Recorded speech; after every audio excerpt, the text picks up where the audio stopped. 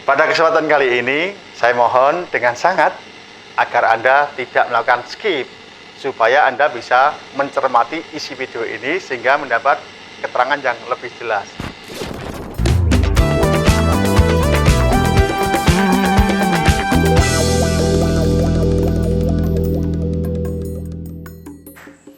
Assalamualaikum warahmatullahi wabarakatuh. Anak-anak sekalian, mudah-mudahan Anda dalam kondisi sehat walafiat.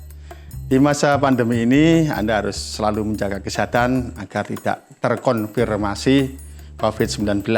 Pada pertemuan kali ini, saya akan menyampaikan tentang teks editorial.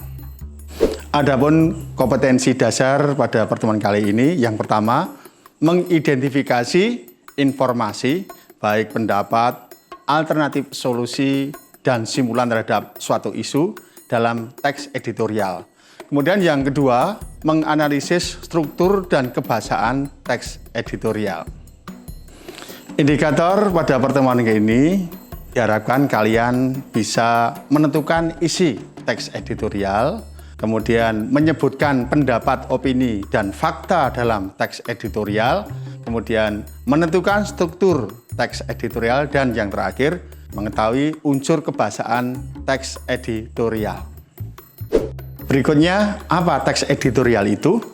Teks editorial adalah sebuah artikel dalam surat kabar yang merupakan pendapat atau pandangan redaksi terhadap suatu peristiwa yang aktual atau sedang menjadi perbincangan hangat pada surat kabar itu diterbitkan. Teks editorial juga sering disebut dengan tajuk rencana. Peristiwa berita yang ditulis dalam teks editorial harus pertama faktual. Apakah faktual itu?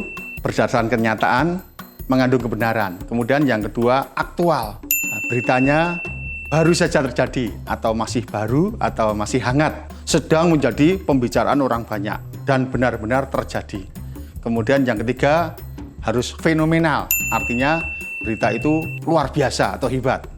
Kemudian yang keempat, kontroversial, yaitu bersifat menimbulkan perdebatan. Mengapa teks editorial itu dibuat? Tujuannya yang pertama, mengajak pembaca untuk ikut berpikir tentang isu aktual yang sedang hangat dibicarakan atau sedang terjadi di kehidupan sekitar. Kemudian yang kedua, memberikan opini atau pandangan redaksi kepada pembaca terhadap isu yang sedang berkembang. Teks editorial dibuat tentunya ada manfaatnya. Manfaatnya memberikan informasi kepada pembaca, kemudian merangsang pemikiran pembaca dan menggerakkan pembaca untuk bertindak. Ciri-ciri teks editorial yang pertama, topik tulisan harus selalu hangat, bersifat aktual dan faktual. Kemudian yang kedua, bersifat sistematis dan logis.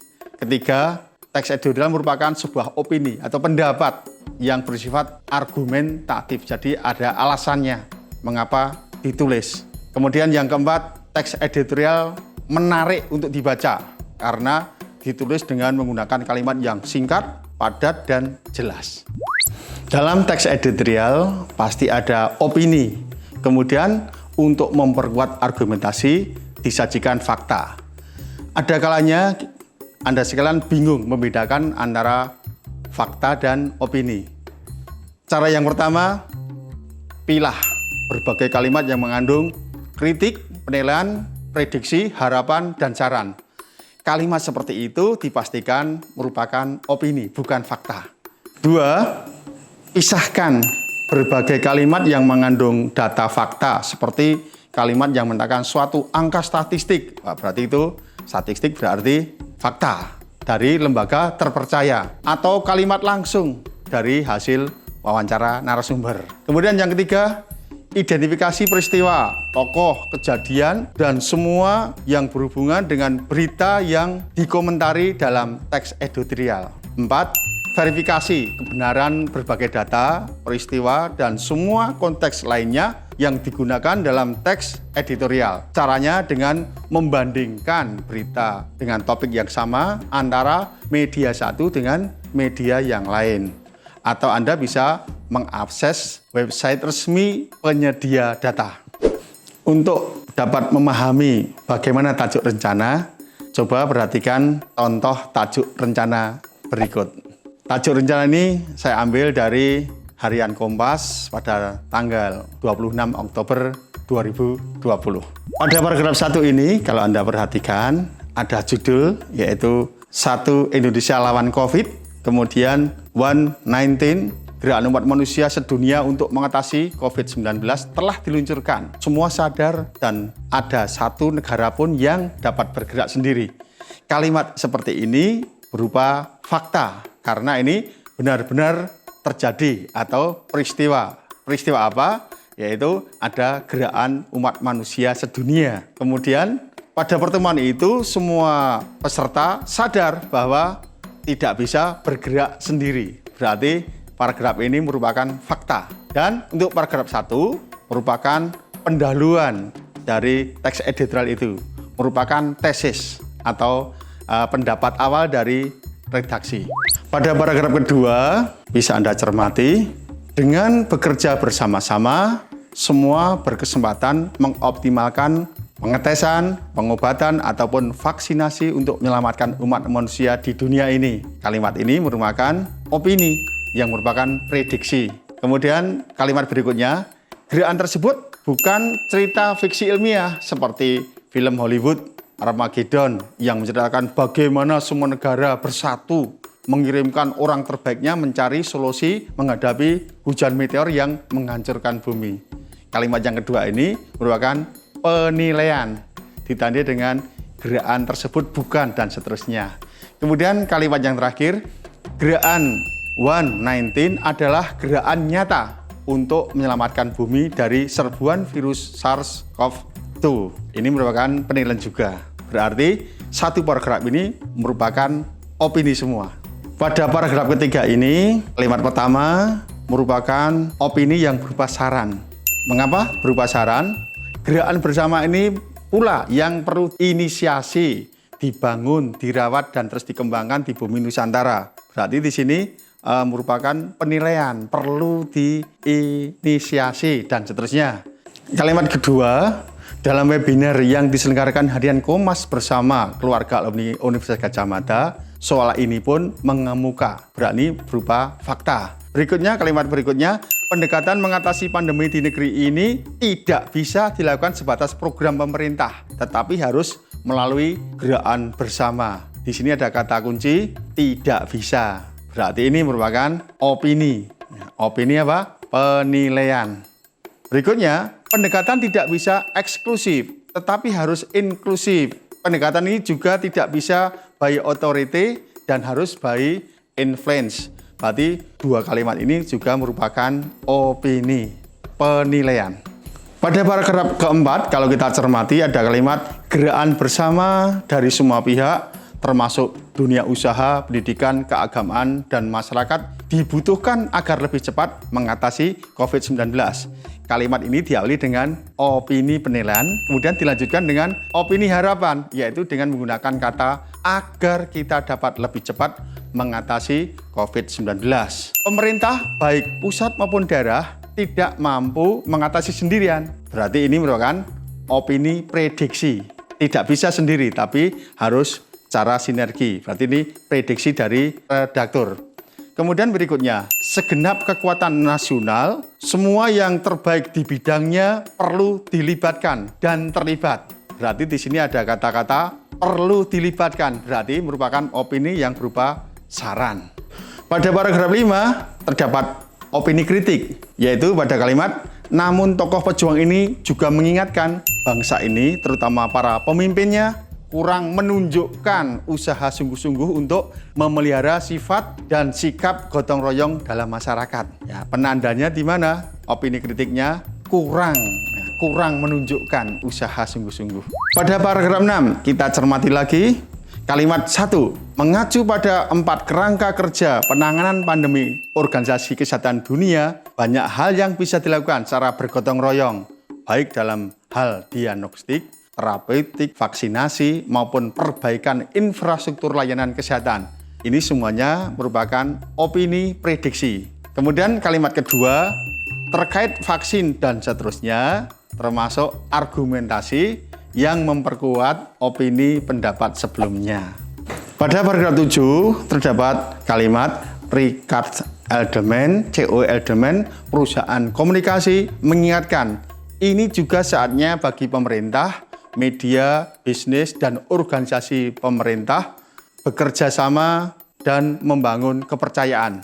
Berarti ini suatu berita bahwa ada yang namanya Richard Edelman, ini merupakan fakta, bukan pendapat redaktur, tapi hanya mengutip pendapat dari orang lain. Berarti di sini bukan opini, tapi kutipan dari orang lain. Meskipun isinya berupa opini, tetapi opini ini hanya opininya siapa? Opininya Richard Edelman. Kemudian kalimat kedua, pandemi COVID-19 telah membuat kepercayaan berada di titik terendah dan kita semua harus bersama-sama memulihkannya. Dua kalimat yang digabung ini, kalimat pertama merupakan opini penilaian, kemudian yang kedua kalimat opini saran. Dan kalimat yang tidak empat, saatnya bergotong royong satu Indonesia melawan COVID-19 merupakan opini saran. Struktur teks editorial yang pertama tesis atau pengenalan isu. Pada bagian ini merupakan pendahuluan teks editorial berupa pendapat dan gambaran umum mengenai isu yang dikomentari. Kemudian yang kedua argumen atau penyampaian pendapat. Pada bagian ini ada pembahasan yang mendetail mengenai peristiwa yang dikomentari, kemudian penguatan terhadap pendapat dalam bentuk argumen logis maupun data faktual. Kemudian yang ketiga, penegasan ulang. Merupakan saran, rekomendasi, kesimpulan hingga harapan yang berkaitan dengan solusi ataupun sekadar prediksi ke depan mengenai berita yang dikomentari. Bagaimana dengan struktur teks editorial yang baru saja kita bahas dengan judul Satu Indonesia Lawan COVID? Yang pertama, tesis atau pengenalan isu terdapat pada paragraf 1. Isunya apa? Telah diselenggarakan gerakan umat manusia sedunia untuk mengatasi COVID-19 dengan nama One-19. Kemudian bagian berikutnya yaitu paragraf 2, 3, 4, 5, dan 6 merupakan argumen atau penyampaian pendapat. Di situ ada campuran fakta dengan opini, tapi semuanya itu masuk argumen. Kemudian bagian ketiga atau penegasan ulang terdapat pada paragraf ke-7 atau yang terakhir. Isinya berupa saran, rekomendasi atau kesimpulan dan solusi, yaitu pandemi COVID-19 telah membuat kepercayaan berada di titik terendah dan kita semua harus bersama-sama memulihkannya. Saatnya bergotong royong, satu Indonesia melawan COVID-19. Bagaimana dengan jenis opini berdasarkan isinya pada teks editorial yang berjudul Satu Indonesia Lawan COVID? Coba perhatikan contoh-contoh kalimat berikut. Yang pertama, di situ ada jenis kritik. Opini kritik dengan kalimat, namun tokoh pejuang ini juga mengingatkan bangsa ini terutama para pemimpinnya kurang menunjukkan usaha sungguh-sungguh untuk memelihara sifat dan sikap gotong royong dalam masyarakat. Kata kuncinya kurang menunjukkan dan seterusnya. Kemudian yang kedua jenis penilaian.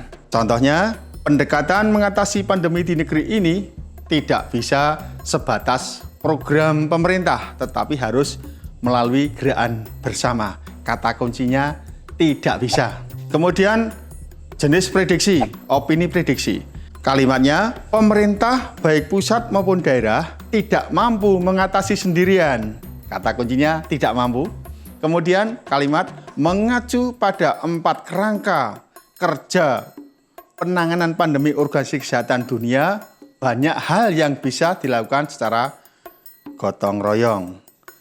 Banyak hal yang bisa, ini kata kuncinya. Kemudian jenis harapan, opini harapan. Gerakan bersama dari semua pihak termasuk dunia usaha, pendidikan, keagamaan, dan masyarakat dibutuhkan agar lebih cepat mengatasi COVID-19. Kata kuncinya ada kata-kata agar lebih, itu harapannya. Kemudian yang terakhir jenis opini saran. dengan kalimat segenap kekuatan nasional, semua yang terbaik di bidangnya perlu dilibatkan dan terlibat. Kata-kata perlu dilibatkan ini kata kunci. Kemudian kalimat yang lain, kita semua harus bersama-sama memulihkannya. Saatnya bergotong royong. Kata kuncinya harus bersama-sama. Demikian jenis opini berkaitan isinya. Kemudian yang terakhir, bagaimana ciri-ciri bahasa atau kaidah kebahasaan teks editorial. Yang pertama, dalam teks editorial banyak menggunakan kalimat retoris. Kalimat retoris utama yang sering digunakan adalah kalimat pertanyaan yang tidak ditujukan untuk dijawab. Jawabannya sudah pasti. Namun untuk merangsang pembaca agar merenungkan suatu masalah lebih dalam. Contohnya, benarkah pemerintah tidak tahu atau diberitahu mengenai rencana Pertamina menaikkan harga LPG? Kemudian yang kedua, penggunaan kata-kata populer sehingga lebih mudah untuk dicerna oleh khalayak masyarakat seperti menengarai, pencitraan, balada, terkaget-kaget, dan sebagainya. Penggunaan kata populer juga ditujukan agar pembaca tetap rileks meskipun tulisan dipenuhi tanggapan yang kritis. Kemudian tiga, banyak menggunakan kata ganti penunjuk yang merujuk tempat, peristiwa, waktu. Misalnya, ini, itu, kesini, begitu. 4. Banyak menggunakan kata penghubung atau konjungsi kausalitas atau sebab akibat, seperti sehingga, karena, sebab, oleh sebab itu. Kaidah kebahasaan teks editorial yang keempat, banyak menggunakan kata adverbia. Contohnya, selalu, sering, jarang, biasanya, kadang-kadang, hanya, saja, sangat, amat, lebih. Kemudian yang kelima, banyak menggunakan modalitas. Modalitas itu yaitu kata-kata untuk menyatakan sikap seseorang dalam berkomunikasi. Yang pertama, menyatakan kepastian, misalnya memang, sungguh, tentu, tidak, niscaya, pasti, bukan, bukannya. Kemudian yang kedua, menyatakan pengakuan, misalnya iya, benar, betul, sebenarnya, malahan. Kemudian yang ketiga, menyatakan kesangsian, keraguan-raguan. Contohnya, agaknya, rupanya, boleh jadi, barangkali, entah, rasa-rasanya, mungkin. Yang keempat, menyatakan keinginan. Misalnya, semoga, mudah-mudahan, harap, agar. Dan kelima, menyatakan ajaan. Misalnya, hendaknya, kiranya, marilah, perlu. Nah, kemudian yang keenam, menyatakan larangan. Misalnya, jangan, tidak boleh, jangan sampai. Dan yang ketujuh, atau yang terakhir, menyatakan keheranan. Misalnya, mustahil, tidak masuk akal, aneh, ajaib. Demikian gambaran teks editorial yang dapat saya sampaikan. Mudah-mudahan Anda bisa mencermati. Selamat belajar, selamat berjuang. Assalamualaikum warahmatullahi wabarakatuh.